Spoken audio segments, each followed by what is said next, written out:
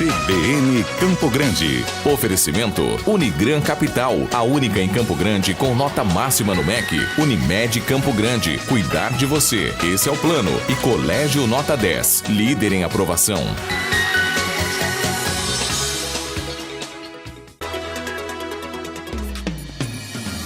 Nove horas e 8 minutos agora em Campo Grande, como nós anunciamos, está aqui conosco o vereador Dr. Lívio.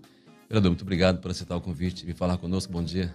Muito bom dia, Otávio. Queria cumprimentar os ouvintes da CBN, dizer que é um prazer muito grande estar aqui. Para mim, especificamente, é muito prazeroso, porque sou ouvinte da CBN já de muitas décadas. Legal, que bom. Temos aqui um ouvinte assíduo, então. E o senhor é presidente, vice-presidente da Comissão de Justiça, vereador, e o senhor preside a Comissão de Saúde na Câmara Municipal aqui de Campo Grande. No ano passado, exatamente no dia 28 de novembro, o senhor disse: pessoas vão morrer ano que vem. Num discurso que o senhor fez na tribuna lá da Câmara, já alertando para a questão da dengue. E a gente está vivendo uma epidemia de dengue no município. Como é que o senhor está olhando para isso? Como é que o senhor está vendo as soluções que estão sendo tomadas? Qual é a preocupação hoje do senhor em relação a esse problema? Olha, Otávio, naquela ocasião a gente foi alarmista a um certo ponto, mas a gente estava baseado no Lira, né, nos levantamentos de infestação do Aedes aegypti. Naquela ocasião tinham bairros aí com infestação 8 vezes maior do que o recomendado pelo Ministério da Saúde. Apesar do Lira não ser uma ferramenta hoje já tão atualizada, é a ferramenta que o gestor tem para tomar as ações de prevenção.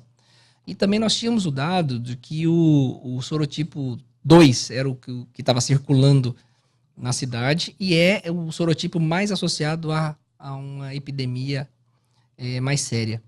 Enfim, a gente fez esse alerta, na verdade, para conclamar as ações conjuntas, né? Já que naquela ocasião já tínhamos a indicação do ministro Mandetta, por exemplo, como ministro da Saúde, um ministro que a gente está... muita satisfação tê-lo lá, né? Porque conhece a realidade de Campo Grande, por ser de Campo Grande, no Mato Grosso do Sul, também poderia auxiliar, mas que as ações precisavam ser tomadas naquele momento. Infelizmente, assim, a gente foi muito criticado na ocasião, a gente sabe que nesse jogo político como é que é, às vezes as pessoas não conseguem entender muito bem isso, mas era uma preocupação real que a gente tinha.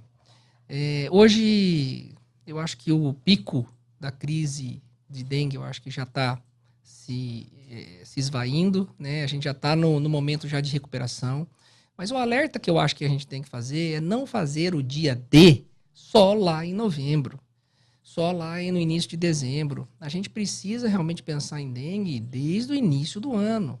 As ações preventivas de in loco, de buscar a participação dos agentes de vetores, dos agentes comunitários de saúde, nesse vasculhar realmente todas as residências, ela tem que ser constante.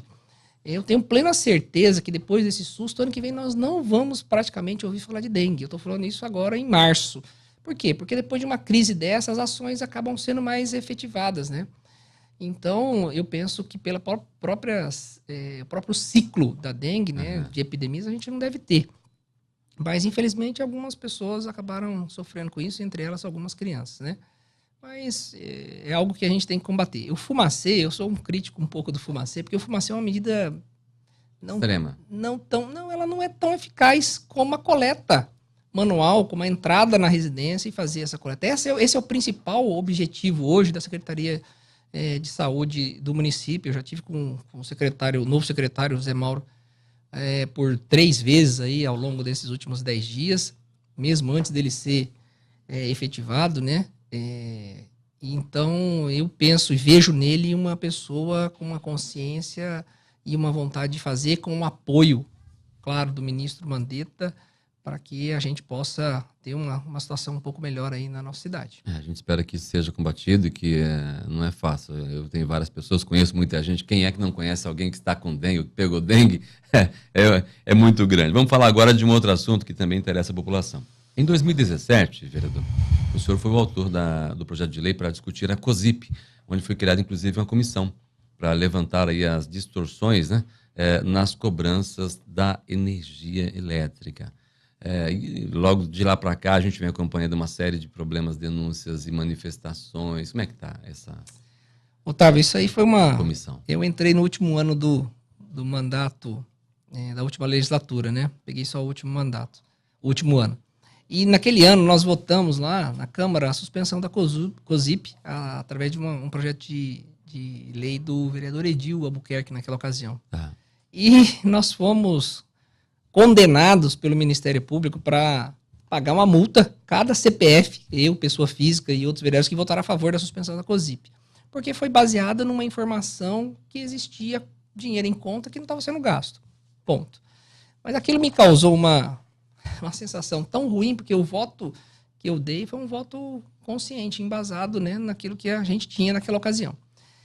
Porém, nós criamos esse projeto, fizemos um projeto de lei através do gabinete para a criação da comissão, para a gente realmente verificar o que estava acontecendo, e nós fizemos um trabalho exaustivo aí ao longo dos últimos 9 meses.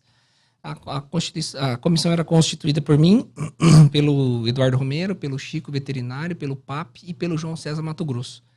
E eu fui o relator dessa comissão e nós fomos averiguar ponto a ponto da cobrança da iluminação pública. Fomos em loco, identificamos irregularidades, identificamos cobrança a mais da Energisa em relação ao consumidor Prefeitura Municipal de Campo Grande e analisamos contratos e tudo mais. Então hoje a gente entregou esse relatório em dezembro do ano passado para a mesa diretora. Ele foi encaminhado e solicitado pelo Ministério Público, pelo Tribunal de Contas, e foi o relatório elogiado pelo Ministério Público e que embasou uma ação civil pública na Vara de Direitos Coletivos, Difusos e Coletivos, pedindo a suspensão da COSIP. Então agora o Ministério Público, baseado no relatório produzido pela Câmara, pediu a suspensão da COSIP.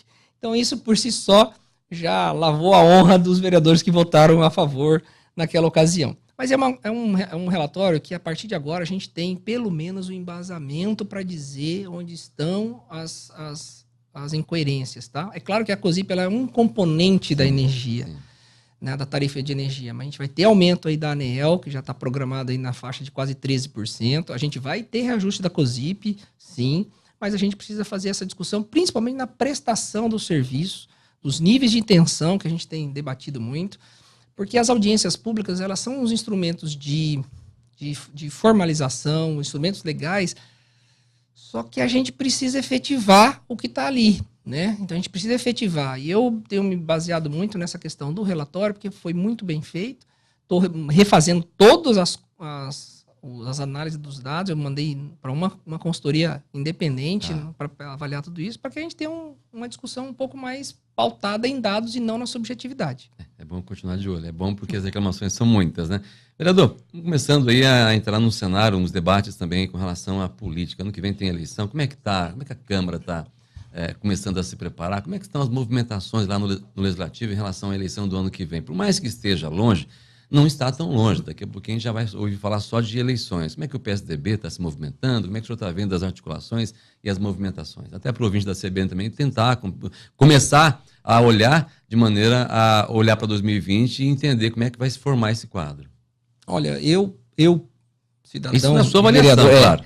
Eu não posso falar pelo PSDB, eu sou do PSDB, mas o que eu vejo hoje de cenário é que estão surgindo aí novas lideranças nesse sentido. O último pleito identificou e premiou, de alguma forma, algumas lideranças, né? Que saíram vitoriosas, né, em alguns cargos ao Legislativo, outros derrotados aí pro Executivo, mas que acabaram vindo como um destaque de alguma forma. E eu penso que nesse próximo pleito de 2020...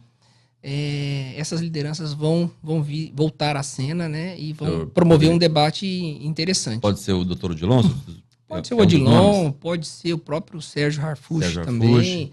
Existem alguns deputados estaduais também que eu penso que virão por outros partidos, principalmente o partido do presidente Jair Bolsonaro. Aí nós temos o Coronel Davi, Capitão Contar, que já estão internamente vão ter que resolver essa questão. Então eu não tenho dúvida que haverá esse debate e eu acho que é muito importante. Eu lamentava antigamente que tinha um debate só dual, né? Só de dois lados, e até quando o Reinaldo Azambuja foi se lançar candidato a prefeito, foi quando eu já era partidário, não conhecia, não tinha contato nenhum, eu fui lá para tentar ajudar e aí me ofereceram para ser candidato a vereador. Eu nunca tinha pensado em ser candidato a vereador e acabei estando aqui. É a importância do debate, até com certa antecipação, né? Então eu vejo que vai haver isso. Na Câmara Municipal, eu penso que a grande maioria é candidata à reeleição. Eu, particularmente, hoje eu 52%, o pessoal do meu gabinete sabe, a minha tendência é que não vá ser candidata à reeleição, pode ser que sim, mas a gente vai se pautar no trabalho que a gente fez. Então eu vejo hoje como grande favorito, obviamente, é o prefeito, né? O Marcos Trade, para a reeleição, o PSD. Vejo o PSD também fortalecido e buscando agentes para compor essa chapa de vereadores, e essa movimentação a gente percebe na Câmara ali, nesse movimento do PSD. Diferente também, né? Sem coligação proporcional. Sem coligação, isso. Então eu penso que uma boa parte dos partidos pequenos ali não vai ter essa representatividade na Câmara mais. Mas eu acho que o mais fundamental de tudo é o cidadão. É o cidadão avaliar o seu candidato. Seja prefeito, seja vereador ou qualquer outro cargo eletivo, seja síndico do condomínio, mas que o cidadão participe um pouco mais. Ativamente, né? Mas participe com o intuito coletivo mesmo, com o intuito sem pensar ali no bolso ou quanto que ele vai receber, seja para trabalhar ou seja para qualquer outra coisa, mas assim, pensar nisso, porque nós estamos onde estamos em função de todo um comportamento.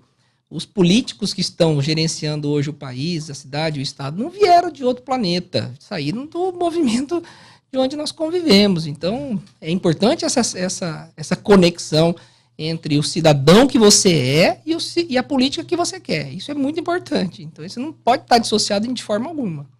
Verdade, doutor Lívio. A gente agradece a sua participação aqui na CBN, deixando os microfones da CBN aí à sua disposição. Eu vou fazer eu agradeço o convite de verdade, mas vou fazer um papel de tiete aqui, tá? Porque eu escuto a CBN aí desde 99 aproximadamente.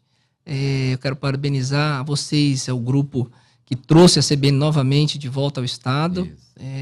E eu sou um fã, já me correspondi com o Cortella, com o Heródoto Barbeiro. Nós trabalharemos o Cortella aqui em Campo Grande daqui a pouco. Nos próximos meses nós temos um programa chamado CBN em Ação. Estarão aqui na capital Mário Sérgio Cortella, vai vir também Max Geringer e a ex-ministra do STJ, Eliana Calmon. Então são várias palestras que a gente vai estar organizando com alguns parceiros aqui. E o Mário Sérgio Cortella é também a cara da CBN, ele e o Max Geringer. Eu espero que vocês continuem com esse jornalismo aí o mais imparcial possível, a gente entendendo todo o sistema que existe, mas que vocês propiciem isso para o cidadão, porque eu penso que a mídia em si ela tem um papel dos mais fundamentais, que é exatamente na formação e de passar ao cidadão o contexto que está. Então, acho que esse papel é muito importante de cobrar. E principalmente de passar projetos inspiradores para os cidadãos. Não só as tragédias, não só as coisas ruins, mas mostrar as coisas boas que as pessoas precisam entender que está acontecendo também para que elas possam ter um mínimo de esperança e se inspirar naquilo. Obrigado. Esse foi o vereador Dr. Lívio, obrigado pelas referências elogiosas e respeitosas, e continuem ouvindo a CBN, sempre. 9h22. Essa entrevista vai estar disponível também no nosso site, cbncampogrande.com.br, daqui a pouco. CBN Campo Grande. Oferecimento Unigran Capital, a única em Campo Grande com nota máxima no MEC. Unimed Campo Grande, cuidar de você. Esse é o plano. E Colégio Nota 10, líder em aprovação.